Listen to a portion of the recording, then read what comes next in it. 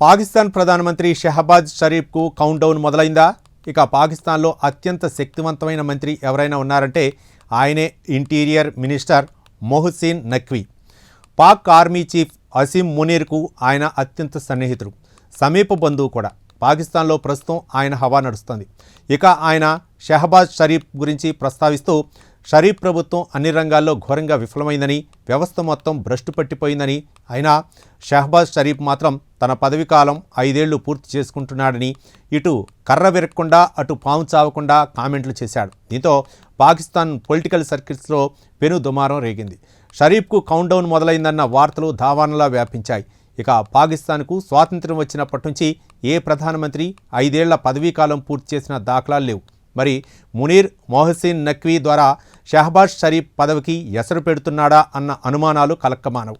ఇక పాకిస్తాన్లో జరుగుతున్న తాజా పరిణామాలపై ఒక లుక్ చేద్దాం.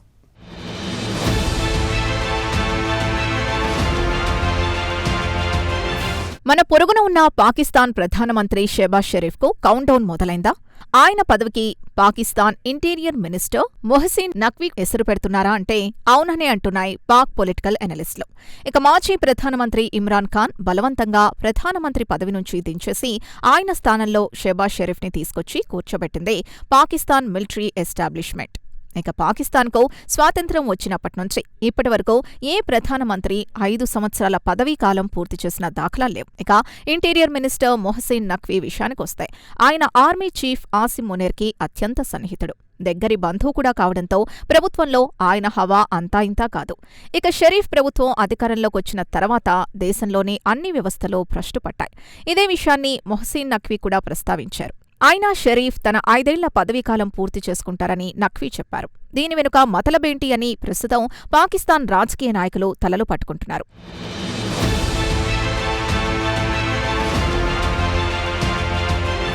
గత వారం పాకిస్తాన్ ఎకనామిక్ సమ్మిట్ జరిగింది.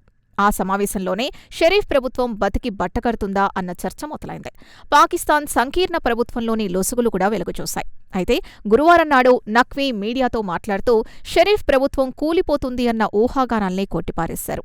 సీఎంఎల్ఎన్ ప్రభుత్వం తన 5 ఏళ్ల పదవీకాలం పూర్తి చేసుకుంటుందన్నారు.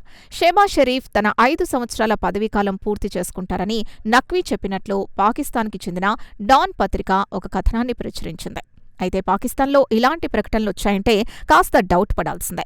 ఎందుకంటే పాకిస్తాన్కు స్వాతంత్ర్యం వచ్చిన 1947 నుంచి చూస్తే ఏ ఒక్క ప్రధానమంత్రి 5 సంవత్సరాల ప్రధానమంత్రి పదవీకాలం పూర్తి చేసిన దాఖలాలు లేవు. దీనికి కారణం బహిరంగ రహస్యమే.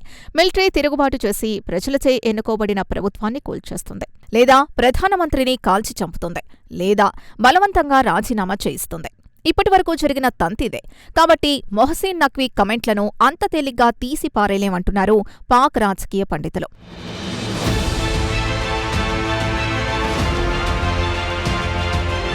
ఇక పాక్ ప్రధానమంత్రి పదవిపై ఊహాగానాలకు తెరలేపింది మాత్రం మొహసిన్ నఖ్వీ అని చెప్పక తప్పదు.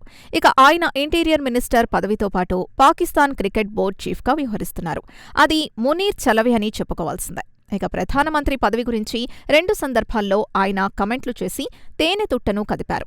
గత వారం పాకిస్తాన్ ఎకనామిక్ సమ్మిట్లో నఖ్వీ మాట్లాడుతూ దేశంలోని అన్ని వ్యవస్థలు కుప్పకూలాయని, దీనికి ఆయన పరోక్షంగా ప్రస్తుతం పీఓకేలో జరుగుతున్న శాంతి భద్రతల గురించి ప్రస్తావించారు. మరోపక్క బలోచిస్తాన్లో దాదాపు పాకిస్తాన్ ప్రభుత్వం ఆనవాళ్లే లేకుండా పోయాయి. అంతా బలోచ్లే పనులు చక్కబెట్టుకుంటున్నారు. పీఓకే ప్రజలు రోడ్డెక్కి ప్రభుత్వం తమకు కనీస అవసరాలు తీర్చడం లేదని, సబ్సిడీ ధరకు గోధుమ పిండి ఇవ్వాలని, చౌక ధరకు విద్యుత్ సరఫరా చేయాలని పీఓకే ప్రజలు ప్రభుత్వానికి వ్యతిరేకంగా గళమెత్తారు. పీఓకే అల్లర్లను అదుపు చేయడంలో షరీఫ్ ప్రభుత్వం ఘోరంగా విఫలమైంది. పీఓకే ప్రజలు తాము ఇండియాలో కలుస్తామని పాక్ ప్రభుత్వాన్ని హెచ్చరించారు.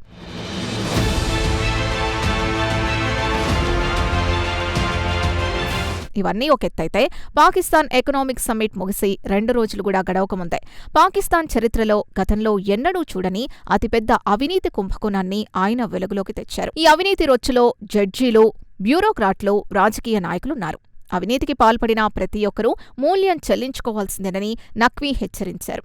ఇక నఖ్వీ ఈ 2 సంఘటనల గురించి ప్రస్తావించిన వెంటనే పాకిస్తాన్ ప్రభుత్వంలో అతిపెద్ద మార్పులు జరగబోతున్నాయన్న వార్తలు ఊపందుకున్నాయి. ఇక పాకిస్తాన్ పార్లమెంటుకు 2029లో ఎన్నికలు జరగనున్నాయి. కాగా నఖ్వీ చేసిన ఈ 2 ప్రకటనల తర్వాత షరీఫ్ ప్రభుత్వానికి నఖ్వీకి మధ్య కోల్డ్ వార్ మొదలైందన్న వార్తలు వినిపించాయి. ఇక నఖ్వీ విషయానికొస్తే ఆయన ఏ రాజకీయ పార్టీ సభ్యుడు కాదు. ఇక పాకిస్తాన్ ప్రభుత్వంలో ప్రధానమంత్రి తర్వాత అత్యంత శక్తివంతమైన నాయకుడు మొహసిన్ నఖ్వీగా చెబుతారు. ఇక పాకిస్తాన్ రక్షణ మంత్రి ఖ్వాజా ఆసిఫ్ కూడా పలుమార్లు నఖ్వీ గురించి ప్రస్తావిస్తూ ఆయన పవర్ హౌస్ అని చెబుతూ ఆయన ఎవరికీ జవాబుదారీ కాదని చురకలంటించారు.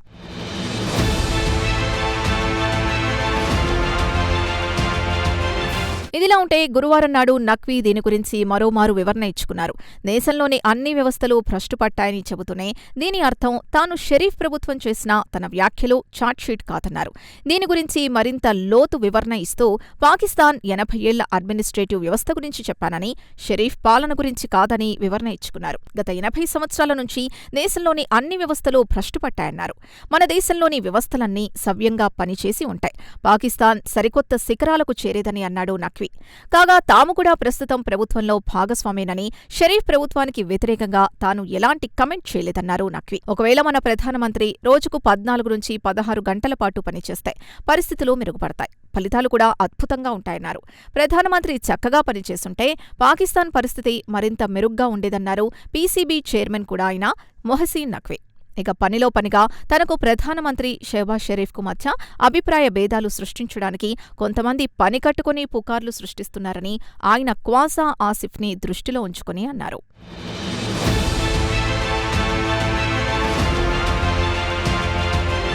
ఇక ఇంటీరియర్ మినిస్టర్ కమెంట్లో పాకిస్తాన్ సంకీర్ణ ప్రభుత్వంలో ప్రకంపనలు సృష్టించింది. ప్రభుత్వంలోని కొంతమంది మంత్రులు షరీఫ్ని విమర్శించడానికి నఖ్వీకున్న అర్హత ఏంటని నిలదీస్తున్నారు. కాగా రక్షణ మంత్రి ఖ్వాజా ఆసిఫ్ మాత్రం నఖ్వీపై తీవ్రస్థాయిలో విరుచుకుపడ్డారు.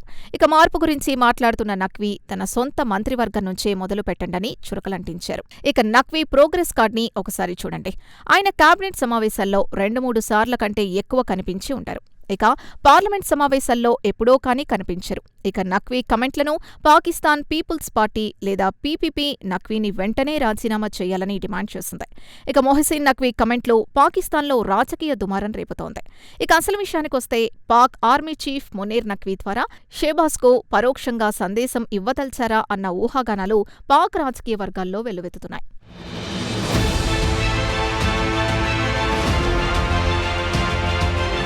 ఇక మునీర్ ముందు పీఓకే బలోచిస్తాన్లో అతిపెద్ద సవాల్గా మారాయి.